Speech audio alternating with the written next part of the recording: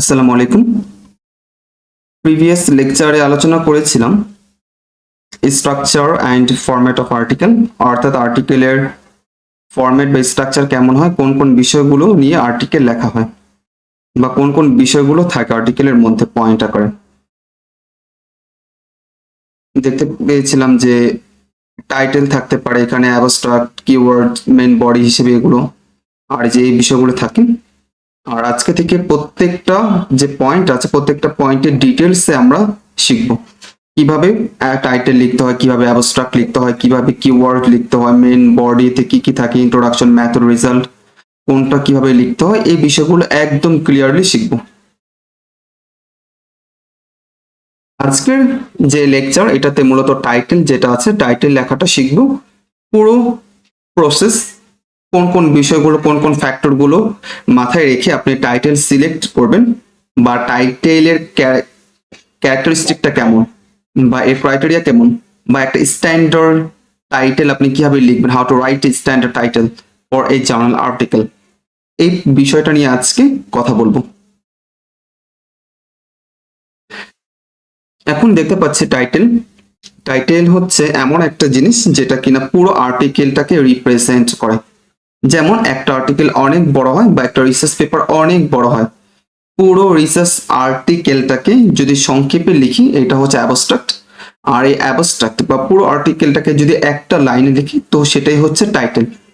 তার মানে টাইটেল দেখে আপনাকে বুঝতে হবে কোন বিষয়টা নিয়ে কাজ করা হয়েছে। এখন এই যে টাইটেলটা আসলে লেখার জন্য বেশ কিছু ফ্যাক্টর আছে, আমি এখানে রেড কালার করে রেখেছি, আর ডান পাশে এগুলো হচ্ছে তার এক্সপ্লেনেশন, এগুলো আপনারা দেখে নেবেন। এরপর প্রত্যেকটা বিষয় প্রত্যেকটা পয়েন্ট ধরে ধরে আমি বুঝাবো আপনাদেরকে। যেমন প্রথমে এখানে আছে বি স্পেসিফিক অ্যান্ড ডেসক্রিপটিভ, অর্থাৎ আপনি যেই টাইটেলটা সিলেক্ট করবেন ওই টাইটেলটা অবশ্যই স্পেসিফিক হতে হবে এবং ডেসক্রিপটিভ হতে হবে। আই মিন এখানে অনেক কিছু ইনফরমেশন লিখতে হবে না, বাট একদম স্পেসিফিক টু দ্য পয়েন্ট লিখতে হবে। অর্থাৎ মেইন যে ওয়ার্ডগুলো আছে, কিওয়ার্ড আছে, ওগুলো আর্টিকেলের টাইটেলের মধ্যে থাকতে হবে। এরপর 2 নাম্বার হচ্ছে বি ইনফরমেটিভ অ্যান্ড পারপাসফুল। এটার মানে হচ্ছে আর্টিকেলের যে টাইটেল আছে এটা অবশ্যই ইনফরমেটিভ হবে, আর এইটার উদ্দেশ্যটা যাতে বোঝা যায়। অর্থাৎ আর্টিকেলটা আপনি যে লিখবেন, পুরো কাজটা যে করবেন ওইটার যে পারপাস, যে উদ্দেশ্য, এইটা যাতে আর্টিকেল টাইটেলটা দেখে বোঝা যায়। আর এটা অবশ্যই ইনফরমেটিভ হতে হবে, অপ্রয়োজনীয় কোনো কিছু লেখা যাবে না। যেমন এখানে যদি একটু বলি, provide insight into the purpose or objective of your study. আর এখানে অ্যাভয়েড করতে হবে সকল ধরনের যে কনফিউজিং বা মিসলিড যে ওয়ার্ড আছে বা ফ্রেজ আছে, অপ্রয়োজনীয় যে ওয়ার্ড আছে এগুলোকে আপনি রিমুভ করে দিবেন, আননেসেসারি ওয়ার্ডগুলি নেবেন না, যাতে করে যে রিডার আছে তারা যাতে মিস গাইড না হয়, মিসলিড যাতে না হয়। সেজন্য একদম যেটা অ্যাকুরেট ওয়ার্ড, ইনফরমেটিভ ওয়ার্ড, যেটা আপনার আর্টিকেলের সাথে সবচেয়ে বেশি রেলিভেন্ট ম্যাচ করে, এরকম ওয়ার্ডগুলো সিলেক্ট করবেন আর্টিকেলের টাইটেলের জন্য। 3 নাম্বার হচ্ছে ইউনিক অ্যান্ড অরিজিনাল। তার মানে আপনি যে বিষয় নিয়ে কাজ করছেন ওই বিষয়ের উপর অবশ্যই আপনার টাইটেলটা হবে, টাইটেলটা অবশ্যই ইউনিক হতে হবে এবং অরিজিনাল হতে হবে। টাইটেল যাতে এমন না হয় যে অন্য কারোর সাথে মিলে গেছে বা মিলে যেতে পারে। যদি অন্য কারো টাইটেলের সাথে মিলে যায় তাহলে কিন্তু এটা প্লাগারিজম হবে, এটা কিন্তু অনেক বেশি খারাপ একটা হবে, কারণ এটা ইট ইস ওয়ান কাইন্ড অফ চুরি করা হবে। ওকে, তো সেক্ষেত্রে এই বিষয়টা একটু খেয়াল রাখবেন যাতে অন্য কারোর সাথে যাতে আপনার আর্টিকেলের টাইটেল মিলে না যায়, একদম অরিজিনাল এবং ইউনিক হতে হবে। এরপর বি এনগেজিং, দ্যাট মিনস আপনি যে বিষয়ের উপর কাজ করেছেন ওই বিষয়ের সাথে রিলেটেড করে এনগেজ করে টাইটেলটা রাখতে হবে। অর্থাৎ কাজ করেছেন একটা বিষয় আর টাইটেল লিখবেন অন্য আরেকটা বিষয়ের উপর যেটা তা আসলে মিলে না, তো এরকম কোনো কিছু লেখা যাবে না টাইটেলের জন্য। এরপর ইউজ অ্যাপ্রোপ্রিয়েট টার্মিনোলজি, অর্থাৎ স্পেসিফিক টার্মিনোলজি আপনাকে ইউজ করতে হবে, অন্য কোনো ধরনের টার্মিনোলজি ইউজ করবেন না। যেমন আমি যদি একটু বলি সিএনএস, সিএনএস মানে হচ্ছে central nervous system, DNA deoxyribonucleic acid, RNA ribonucleic acid, এই যে বিষয়গুলো আমি বললাম, এক্ষেত্রে একটু খেয়াল করে দেখবেন পুরো এক্সেপ্ট যে ওয়ার্ড, ওই ওয়ার্ডটাকে রিপ্রেজেন্ট করে এরকম টার্মিনোলজি কিন্তু এখানে সিলেক্ট করা হয়েছে বা অ্যাব্রিভিয়েশন কিন্তু সিলেক্ট করা হয়েছে, যাতে করে যার অডিয়েন্স আছে বা রিডার আছে তার পড়লে যাতে বুঝতে পারে কোন বিষয়টা নিয়ে কাজ করা হচ্ছে।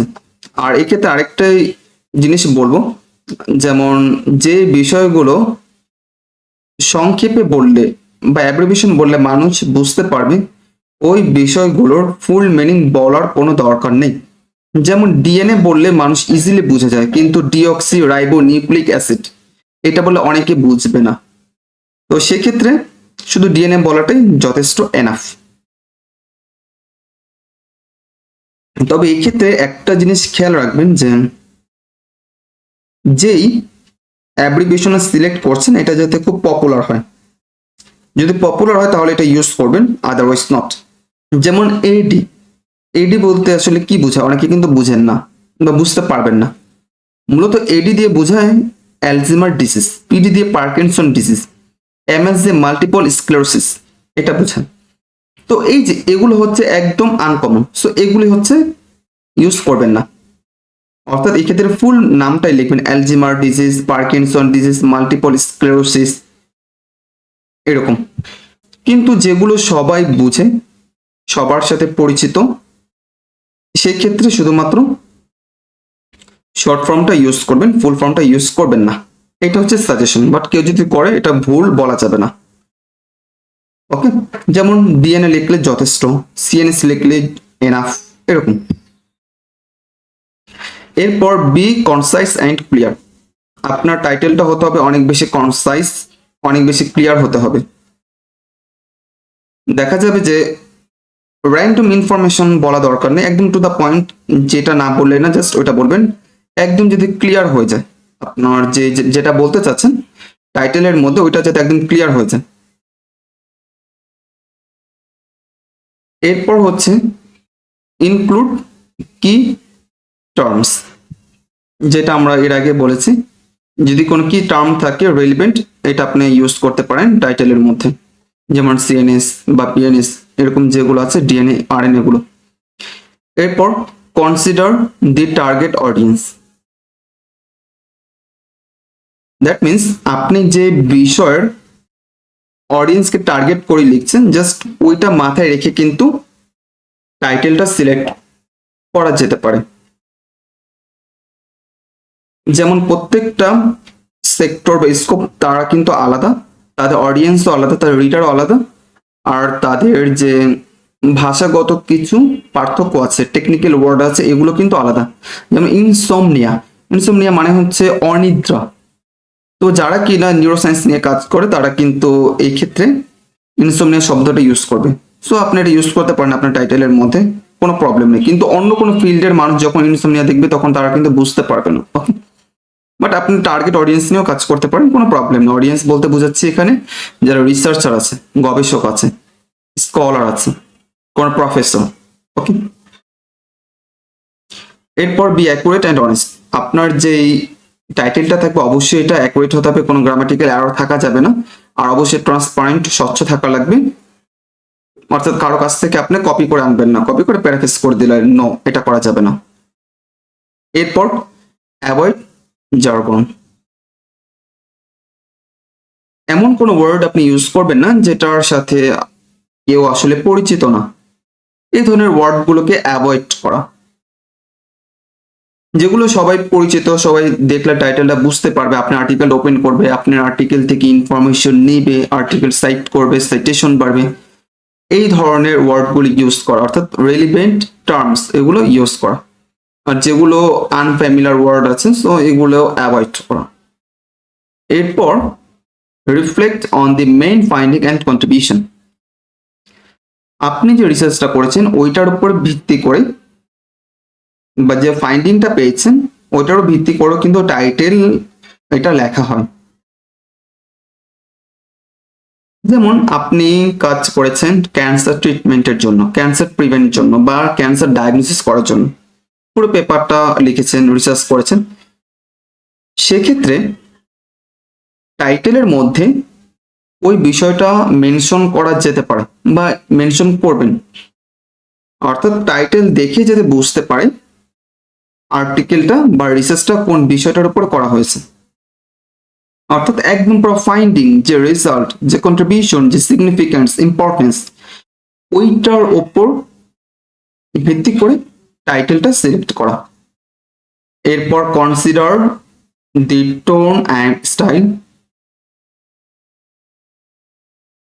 অর্থাৎ টাইটেলের স্টাইল বা টাইটেলের যে টোন, এটা অনেক বেশি অ্যাকুরেট, এটা হতে হবে, ফর্মাল হতে হবে, ইনফর্মাল হবে না কখনোই, কারণ যেহেতু সায়েন্টিফিক কমিউনিটিতে ফর্মাল ল্যাঙ্গুয়েজ ইজ অ্যাকসেপ্টেবল, সেক্ষেত্রে ইনফর্মাল কোনো কিছু ইউজ করা যাবে না। আর যেই রিসার্চার স্কলারদের টার্গেট করে কাজ করছেন, তো তাদের বিষয়টাকে একটু কনসিডারেশন রেখে তারা যে সকল ওয়ার্ডগুলি বুঝে বা যে ওয়ার্ডগুলি তারা অ্যাকচুয়ালি দেখে অভ্যস্ত, ওই ধরনের ওয়ার্ডগুলি ইউজ করা, আসলে এটা সাজেশন আর কি।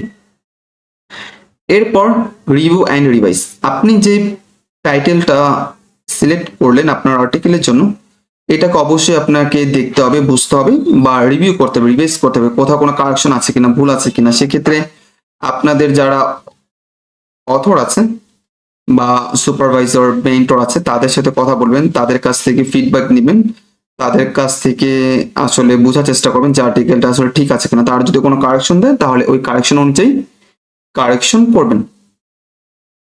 অর্থাৎ আপনি একা আর্টিকেলের টাইটেলটা সিলেক্ট করে সাবমিট করে দিবেন না, তাহলে দেখা যায় ভুল হওয়ার পসিবিলিটি থাকবে। অবশ্যই সেক্ষেত্রে আপনাদের অথর যারা আছে তাদের কাছ থেকে পারমিশন নেবেন, তাদের কাছ থেকে বলবেন, তাদের সাথে আলোচনা করবেন, ফিডব্যাক নেবেন, ওই অনুযায়ী কারেকশন করবেন। সুপারভাইজার, মেন্টর, তাদের সাথে কথা বলবেন, তারা যদি বলে ওকে ফাইন, এই যে টাইটেল এটা দেওয়া যায়, তাহলে ওইটা দিন। এরপর ফাইনালি হচ্ছে চেক দ্য কমপ্লায়েন্স, দেখবেন যে আসলে কোনো গাইডলাইন ব্রেক করেছে কিনা, আপনি যেই সিলেক্ট করেছেন টাইটেল, এটা কোনো সায়েন্টিফিক কমিউনিটিতে কোনো প্রভাব ফেলবে কিনা, বা এমন একটা টাইটেল আপনি সিলেক্ট করলেন, দেখলেন যে এটা খুব নেগেটিভ একটা ইম্প্যাক্ট আছে সোসাইটিতে, সো ওই ধরনের টাইটেল গুলো সিলেক্ট না করাই বেটার বা করবেন না।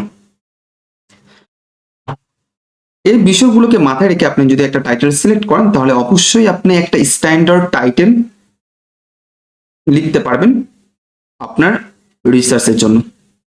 আর এরপর একটা নোট আমি এখানে লিখেছি, একটু দেখেন, যে সর্বশেষ একটা টাইটেলের মধ্যে নর্মালি কতগুলো ওয়ার্ড হতে পারে। দেখা যায় 8 থেকে 15টা ওয়ার্ড হয়, কখনো বেশি কখনো কম হতে পারে, এটা অ্যাকচুয়ালি ডিপেন্ডস করে জার্নালের ওপর। এই যে এখানে আমি লিখে দিয়েছি, ডিপেন্ডিং অন দি জার্নাল, অর্থাৎ জার্নালের গাইডলাইনের উপর এটা ডিপেন্ড করে কতগুলি ওয়ার্ড হবে। অনেক সময় দেখা যায় কিছু লিমিটেশন থাকে, অনেক সময় কোনো লিমিটেশন থাকে না, তবে স্ট্যান্ডার্ড ফরম্যাট হচ্ছে 8 থেকে 15টা ওয়ার্ডের মধ্যে টাইটেল লেখাটা শেষ করবেন। কিছু কিছু জার্নাল আছে তারা অনেক বড় ওয়ার্ড বা অনেক বড় সেন্টেন্সও তারা অ্যাকসেপ্ট করে অ্যাজ এ টাইটেল, এটা অ্যালাউ করতে পারে প্রায় 30টা ওয়ার্ড পর্যন্ত, তবে এটা খুব রেয়ার কেস, অতগুলো যাবে না, জাস্ট একদম টু দ্য পয়েন্ট, খুব শর্ট করে এই নিয়মগুলি মাথায় রেখে যদি টাইটেল সিলেক্ট করেন, ইট ইজ এনাফ। এখানে দেখবেন অনেকগুলো কথা কিন্তু একটা আরেকটা মানে মিলে যাবে, সবগুলো যে থাকতে হবে এমনটা না, দেখবেন একটা করেছেন একটার সাথে প্রায় 3টা কিন্তু কভার হয়েছে। তো এই বিষয়গুলো একটু মাথায় রাখবেন, আর এগুলো নিজে নিজে একটু স্টাডি করবেন। আর যে কোনো একটা যদি জার্নাল আপনার ওপেন করেন, তাহলে দেখবেন যে এই বিষয়গুলোকে মাথায় রেখে কিন্তু করা হয়েছে। এখন জাস্ট আপনাদের এক্সাম্পলের জন্য বা আরেকটু প্র্যাকটিক্যালি বোঝানোর জন্য আমি একটু ওপেন করতে চাচ্ছি, একটা যে কোনো একটা আর্টিকেল ওপেন করে একটু বোঝানো ট্রাই করি। যেমন এখানে একটা আর্টিকেল অলরেডি ওপেন আছে, এটা একটু দেখি এটার কি অবস্থা।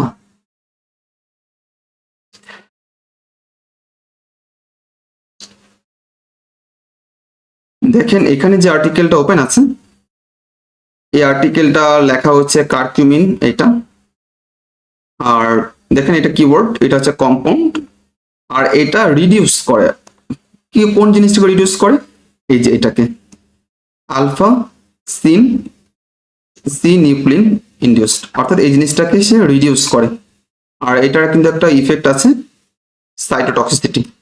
আর মেনলি এটা পার্কিনসন ডিজিজের জন্য ইউজ করা হয়। তার মানে পার্কিনসন ডিজিজের ট্রিটমেন্ট করার জন্য আপনি কার্কিউমিন ইউজ করতে পারেন।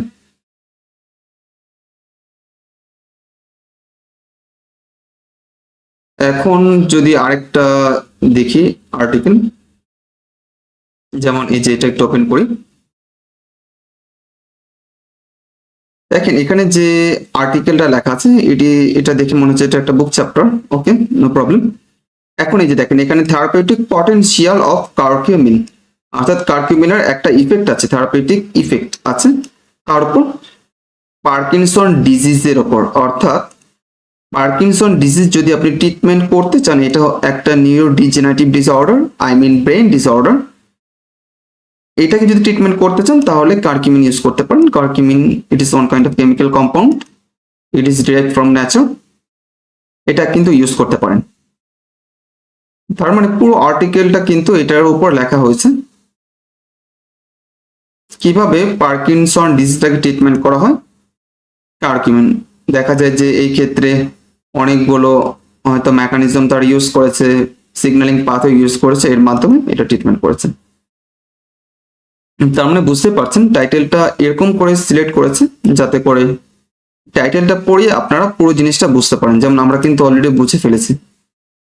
দেখি এখানে কয়টা ওয়ার্ড আছে, 1টা 2টা 3টা 4টা 5টা 6টা 7টা। দেখতে পাচ্ছেন আমরা এটা এখানেই কিন্তু এই কথাটা বলেছি যে 8টা থেকে 15টা ওয়ার্ড নর্মালি হয়ে থাকে। এইভাবে বা এই নিয়মগুলো ফলো করে আপনারা চাইলেই খুব ভালো স্ট্যান্ডার্ড একটা টাইটেল নিজেরা তৈরি করতে পারবেন।